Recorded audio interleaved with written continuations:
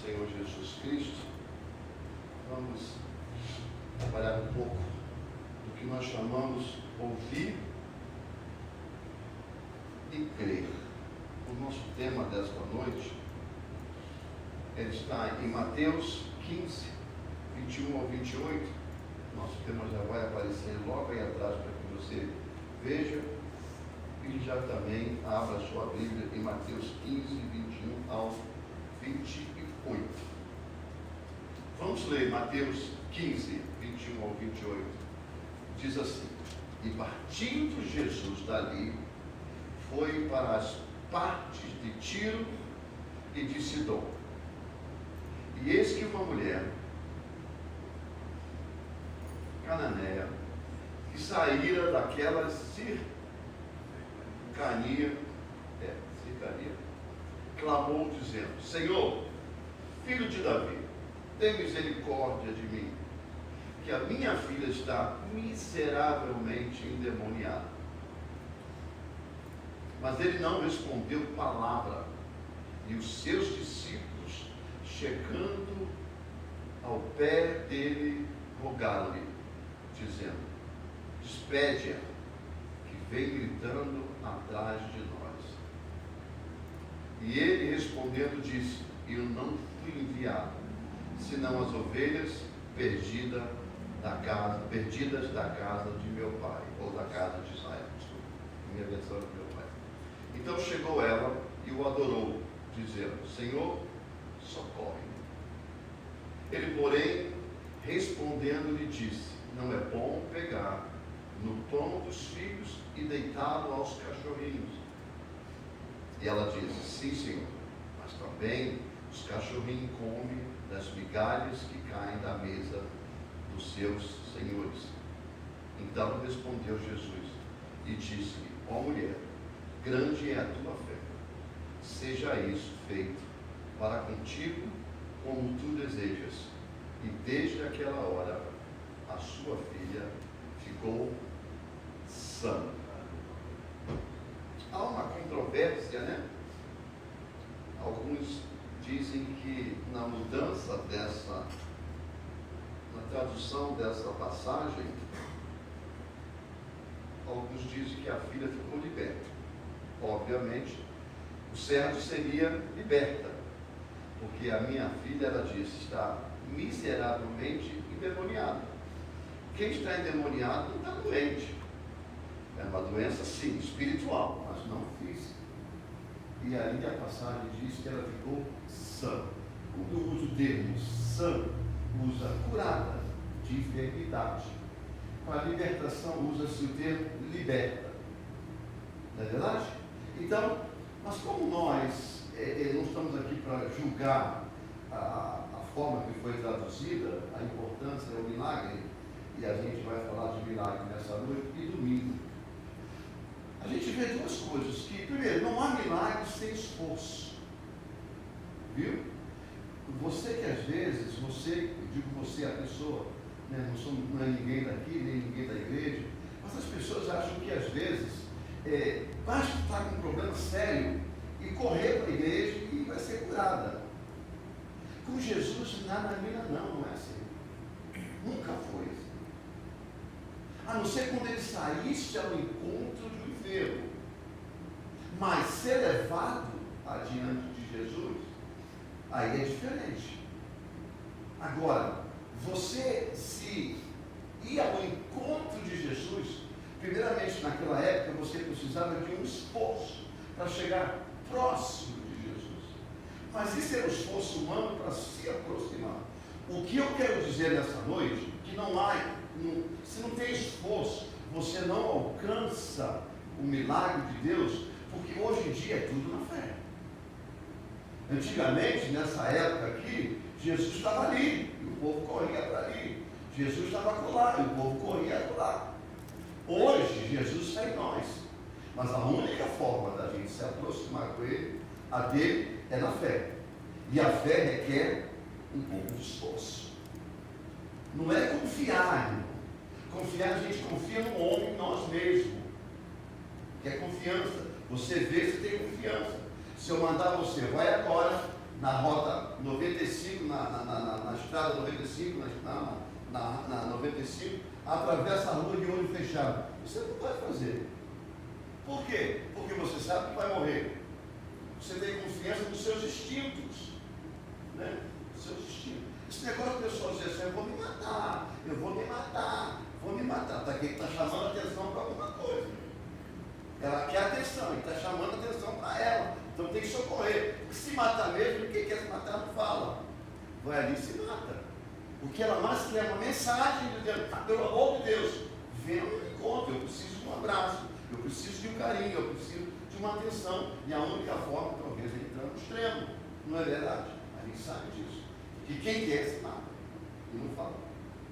Não é verdade? É desse jeito. Então a gente, voltando aqui ao tema, a gente veio para esse contexto daqui, que a fé e a persistência são duas palavras que humanamente está aqui. A persistência. Espiritualmente está lá, a fé. Então, a gente tem que juntar essas duas coisas, porque elas andam paralelas. Elas andam paralelas. Se você não tiver a persistência de estar em Deus, de caminhar, sabe? Aonde Jesus for, eu estou dizendo isso do lado humano das coisas, porque a gente sabe que Jesus está em nós. Mas também existe esse negócio de Jesus está em mim, isso também às vezes é meio relativo. Mas a pergunta não é se Jesus está em nós, a pergunta é, você está nele? Essa é a questão das coisas. Porque está em nós é promessa. Mas nós nele é persistência. Não importa se ele diz não. Às vezes, irmão, a gente não está preparado para o não de Deus. Você já pensou em receber não de Deus? Você vai gostar? Senhor, cura minha mãe. A mãe morre. Eu curei tanto a minha mãe. Mas morreu. Não curou. E o que eu tive que fazer? Aceitar. Chorar, espernear. Mas aceitar. E assim é com todo mundo. Não chega na hora. Não é falta de fé. E nem falta de persistência. É vontade de Deus.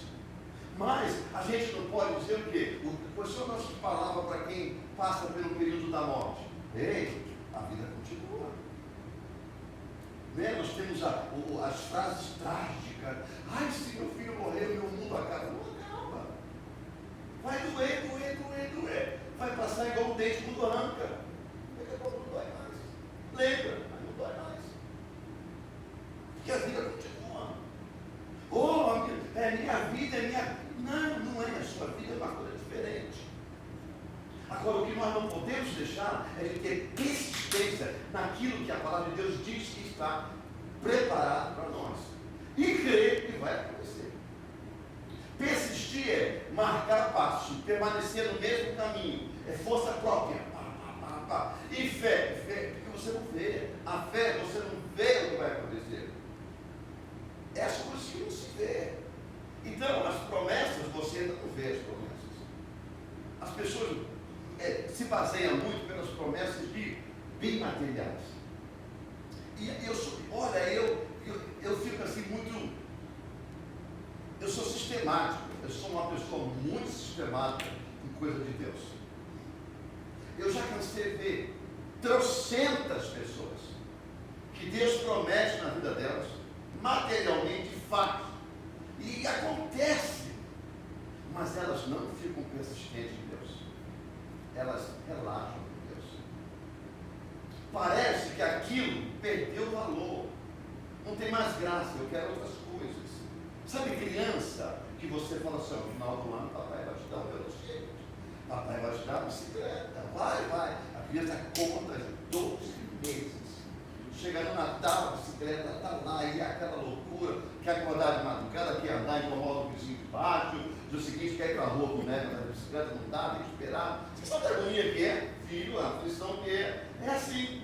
Mas daqui a 6 meses a bicicleta está lá no fundo do quintal, dando ferrugem, e ele já está querendo outra coisa. Somos nós. O que Deus dá para a gente, muitos de nós aqui na América, a gente deixa para trás porque não faz mais diferença. Já ganhamos, já desfrutamos, já perdeu a graça. Agora eu preciso de outras coisas. Então, a gente tem que procurar o seguinte: aquilo que você não tem, tem menos valor. Dê valor naquilo que você tem. Sabe por quê? Porque se você focar para o que você não tem, você não desfruta do que Deus te deu hoje. Você não desfruta. Quantas pessoas que chegaram aqui desordenadamente, como todo mundo chega desordenado, não é verdade? Não é verdade? A gente chega aqui, a gente não tem nem interesse. A gente é ninguém. Depois é que a gente vai se encaixando, se ordenando, se encaixando. Não é verdade? Mas depois a gente se orienta. Depois não é mais o suficiente. Ei, é hora da gente parar e perceber o que Deus fez por nós e dar valor no que já foi feito. O que vem quando vier, eu dou valor devido. É a promessa? Eu tenho fé.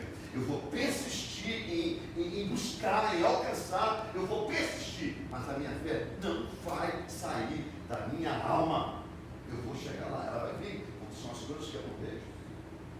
Mas muitos desistem de persistir. Ou então se confundem com uma série de coisas. Deixa eu dizer uma coisa bem clara para você. Guarda as minhas palavras, que eu não sou sábio. Eu estou falando pelo poder do Espírito Santo.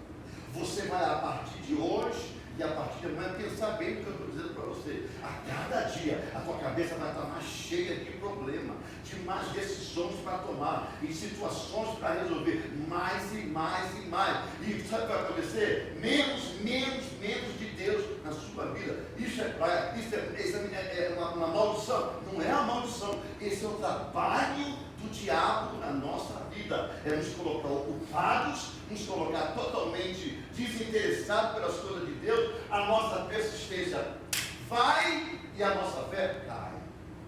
Escuta bem o que eu vou dizer para vocês. Isso está acontecendo terrivelmente, porque nós estamos mais ocupados com aquilo que a gente quer agora, a gente quer, do que aquilo que Deus quer para nós. O valor das coisas de Deus diminuíram e as coisas pessoais aumentaram. Está acontecendo conflitos dentro de nós. A gente sabe disso. Aliás, a gente não sabe disso. A gente dá frutos sobre isso. É frutos, irmãos. É frutos. Claro que são frutos. O que aconteceu com essa mulher? Essa mulher ela era uma mulher cananeia. Ciro Fenícia. Ela vinha da área da Síria, da Fenícia. Por isso que chama ou Cananeia ou Síria Fenícia, ou Ciro Fenícia. Ela veio nesse contexto aí. E era um contexto, irmão, que eles eram mais de filosofias, criam mais em deuses, em filosofia. Paulo trabalhou muito nessa área de filosofia. Paulo trabalhou muito com isso, para combater isso no meio dos crentes. Porque sabe o que é a filosofia? É o seguinte: pumba, aconteceu um milagre. Aí o filósofo, o que não é tão espiritual, que não anda na fé, fala assim: mas peraí, não tem tanta coisa assim, não. Aí ele tenta explicar o que é o inexplicável. Sabe gente da igreja que é assim? Que não consegue ver o espiritual, só vê o material das coisas?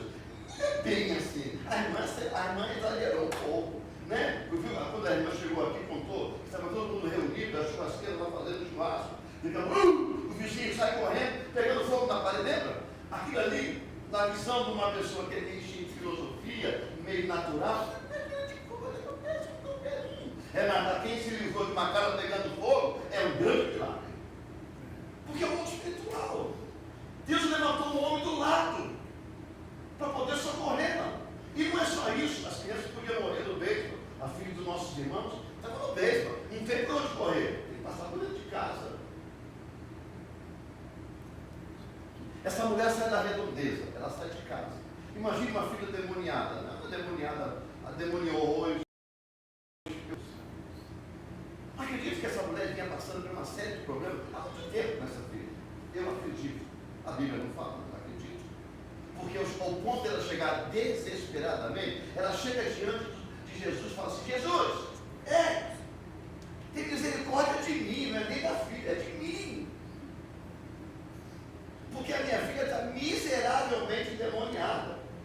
Peraí, a gente tem que ter misericórdia da filha. A filha está com cama em cima.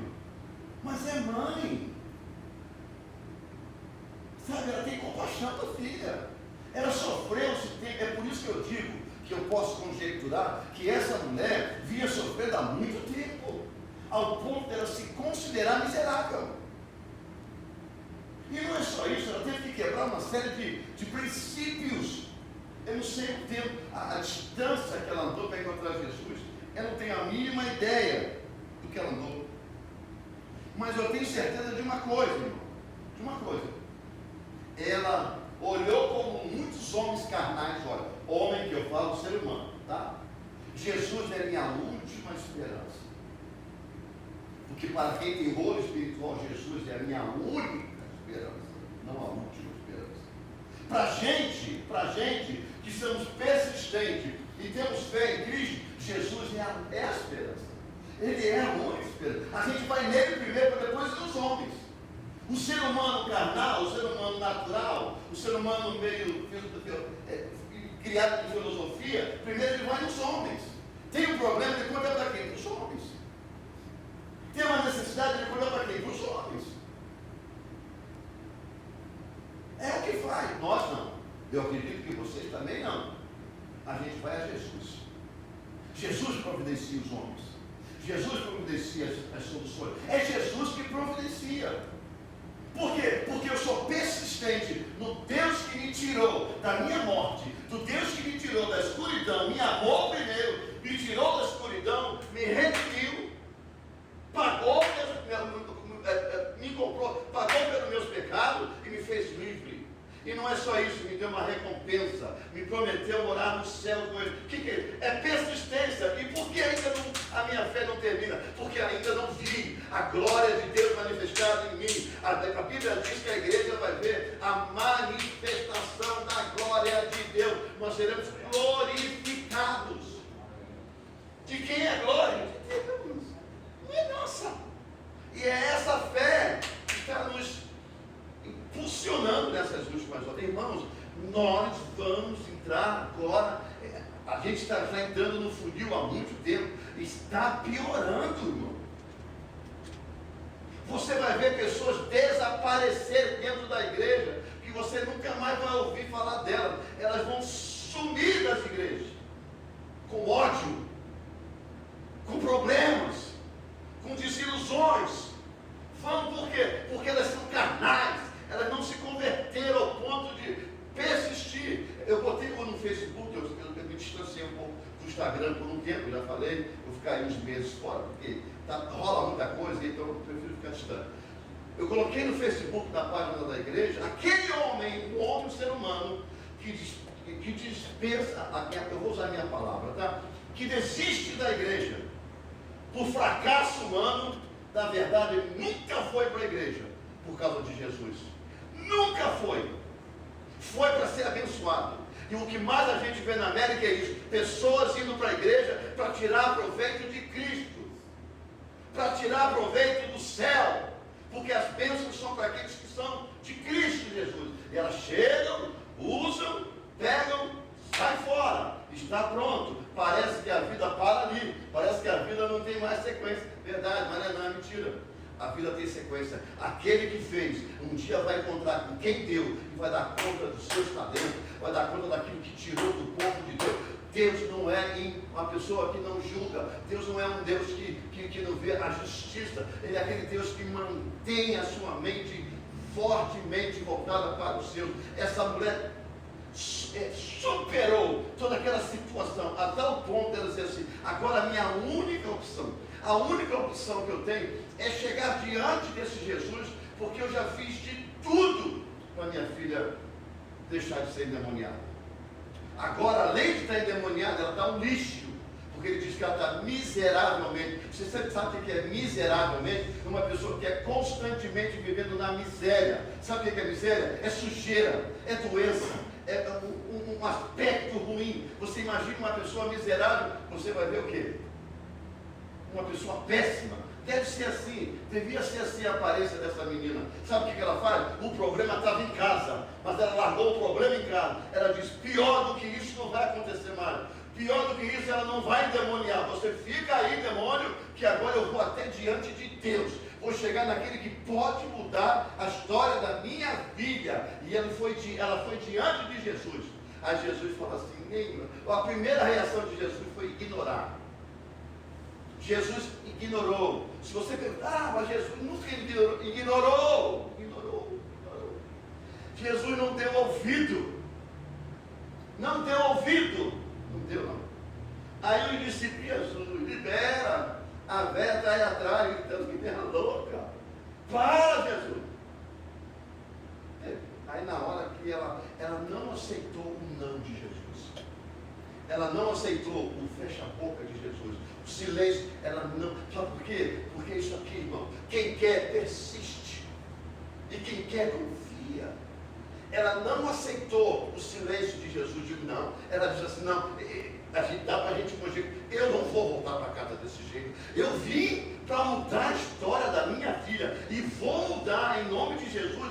Por Jesus, eu vou mudar, eu vou falar com ele, eu não aceito esse calar de Jesus. Aí continua atrás, aí os discípulos dizem, não, continua atrás. Aí ela chega para ele, Senhor. Ele falou assim, olha, vou dar uma coisa para você. Eu não vou tirar da mesa dos filhos a comida e dar para os cachorrinhos. Ele não chama ela literalmente de cachorra. Porque cachorro não é, né? Porque ela é feia, então tem que ser cachorra. Aí os cães eram aqueles que não eram da mesma crença. Tá? Da mesma crença. Há quem diga que Jesus chutou o balde. Vai para lá, cachorra. Mas não é assim. Não é. Essa não é a postura de Jesus. Jesus está dizendo, não é justo de eu tirar do povo que eu vim salvar para dar àqueles que não creem em mim. Olha bem, irmão. Se você analisa, para ler esse texto, para ler entendimento, procura entrar na história, procura tirar ensino desse texto. Mateus 15, 21 a 28, Jesus fala assim, não é justo eu tirar da boca dos meus filhos e dar para aquelas pessoas que não têm a mesma crença, que não pagam preço de oração, que não paga preço de orar, não paga preço de ler, que não gosta de ir para a igreja adorar a Deus, que não gosta de ir para a igreja. O dia que vai para a igreja é um marasmo, é uma loucura, vem forçado, vem sem desejo, chega aqui com a cara com queixo no chão, não consegue desvencilhar, não consegue deixar um problema lá fora, deixar um problema em casa. Essa mulher deixou um problema em casa e foi encontrar com Jesus. Para quê? Porque ela sabia que aonde Jesus está, algo novo acontece. E ela chega diante de Jesus e diz, não vou lhe dar, porque eu vim para alimentar os filhos de Israel. Ela falou assim, pois é, mas é até que os cães se alimentam do que sobra da mesa dos seus senhores. Aquilo tocou o coração de Jesus, tocou o coração dele. Mas antes, a Bíblia nos ensina que ela dobrou o joelho e clamou, Senhor. E quando chega a esse ponto, Jesus não tem mais força para não se dobrar às pessoas que chamam Ele de Senhor, que confessam o Senhor de Jesus. Irmão, na hora que a gente confessa de coração, não é na hora que precisa. Sabe aquele negócio? Para Jesus eu dou esmola, para Jesus eu dou resto, mas na hora que eu perco, ai meu Jesus, Deus é bom, Deus é maravilhoso, é nada. Deus é bom, você que não é, você que não merece. Porque na hora da sua alegria, na hora do ventar, da prosperidade, na hora da alegria você pouco lembra. Na hora que você tem que ser fiel, você pouco é fiel. Não é verdade? Mas como Jesus não é desses, Jesus é aquele que quando diz, Senhor, socorre-me, Ele abre os braços e abraça mesmo. Por quê? Porque Ele tem compaixão das almas. E sabe que o povo é cascudo, como eu e você. Somos cascudos mesmo. Somos humanos. Me dá, igual aquelas duas irmãs. Sanguessuga, na Bíblia que fala, né? Dá, né? Ó, sou igual sanguessuga. Me dá. Tá só dando, só pedindo. Tem gente que é só assim. Sabe? Agora, dá para Jesus é qualquer coisa. Para Jesus dá qualquer coisa. Sabe por quê? Porque acha que Deus precisa de esmola. Pobre que você é, miserável que você é, e nu que você anda. Claro que é, a Bíblia diz aí desse jeito. Porque a Ele a gente dá toda a honra, a a gente dá toda a glória, a Ele a gente dá todo o louvor, a Ele é dado, a Ele a honra geral em todas as coisas. Sejais fiéis a Deus em tudo, porque Ele é fiel em tudo com você, em tudo.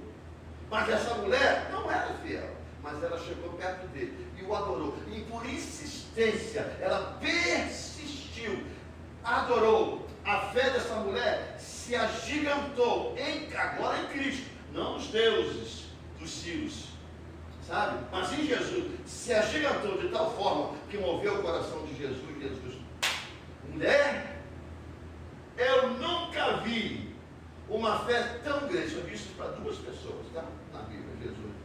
Essa mulher e para, se não me engano, o centurião, parece, né? Cornélio, né? Que pede para o seu servo lá, né? Só essas 2 pessoas, Jesus fala sobre isso.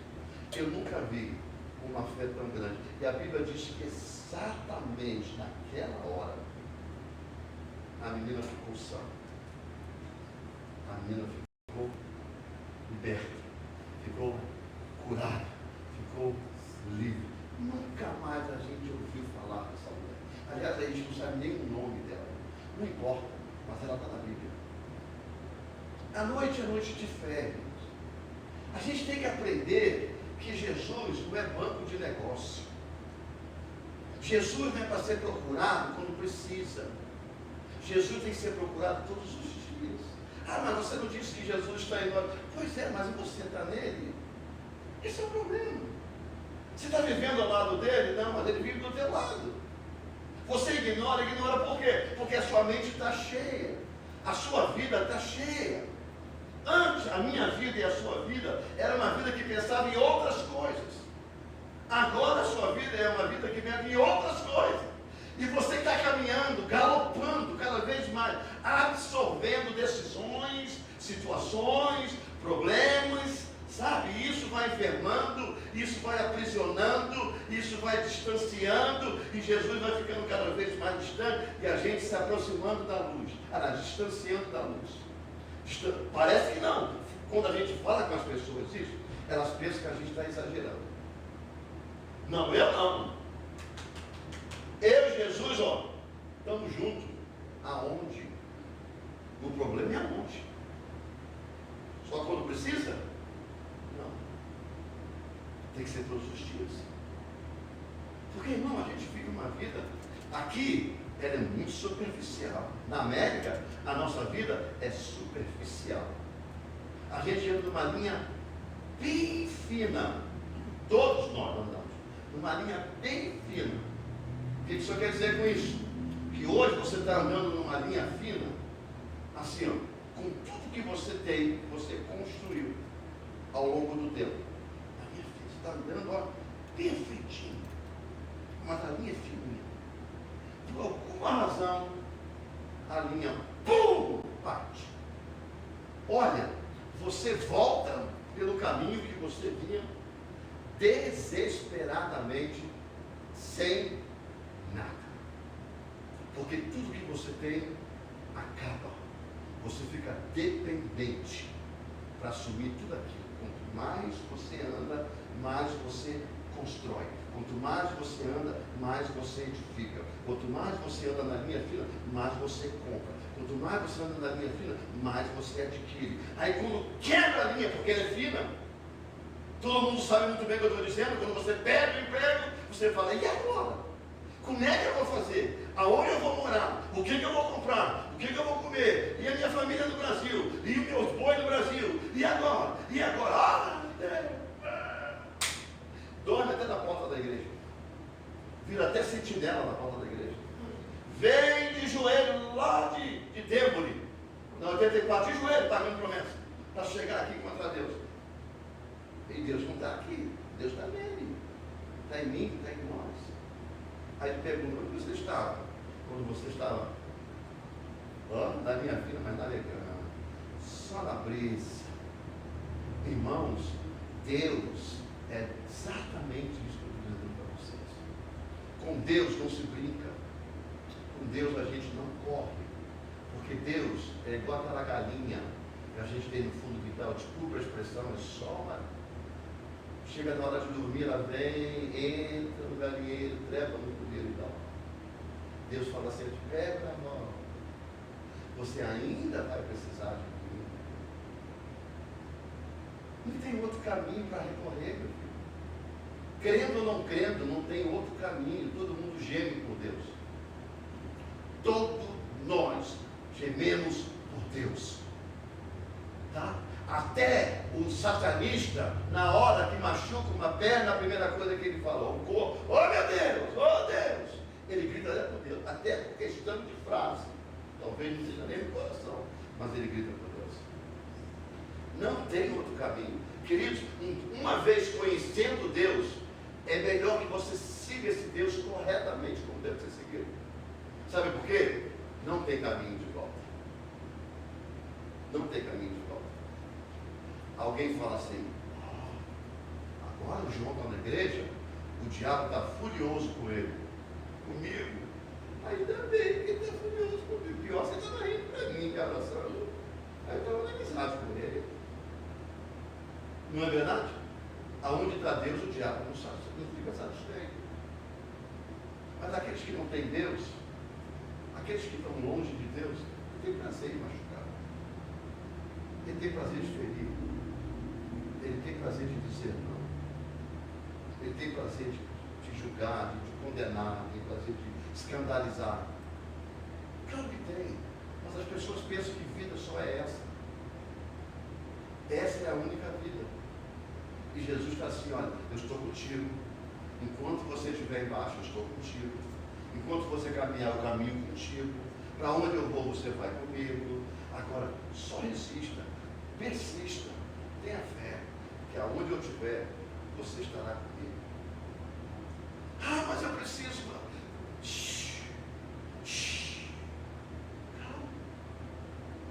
O Senhor proverá o que você precisa. Apenas persista. E tenha fé. Persista e tenha fé. E a gente vai chegar onde precisa chegar. Amém, querido? Vamos ficar de pé nesse momento? Vamos orar.